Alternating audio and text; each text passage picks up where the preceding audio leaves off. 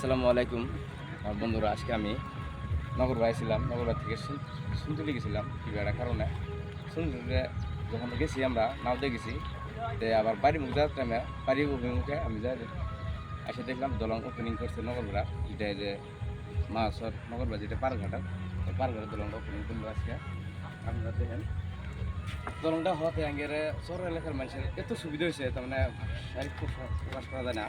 আমরা এটা করে নাও পার হচ্ছি 1 ঘন্টা, কিন্তু এখন আমরা 2 মিনিটে যাবো, মানে খুব সুবিধা হয়েছে। আর এই জলাঞ্চল যেটা আগে শহর এলাকার মানুষের যেটা দুর্গতি, এটা আজকে আমার অনুভব হবো, দুর্গতিটা কম হবো। আর আগে যে দুর্গতি আছিল, এই দলংটা দেখেন, এই দলং আজকে ওপেনিং করছে, দেখে খুব ভালো লাগলো। দলংটা দেখাবো খুব সুন্দর করে, এই যে তলে বাস দিয়ে, তারপরে খের দিয়ে, তারপরে কাঠের দিয়া সেল বানাই দিছে। এটাতে যাওয়া আসা করার জন্য পিলপিলি বাইক মানুষ একদম খুব পর্যাপ্তপূর্ণ সুবিধা হয়েছে। তাই আজকে আমি আমার মনটা একদম খুশি লাগছে। তাই আজকে মানুষের থেকে আমি একটা ভিডিও আপলোড করবো, আপনারা দেখবেন, আমাকে সাপোর্ট করবেন।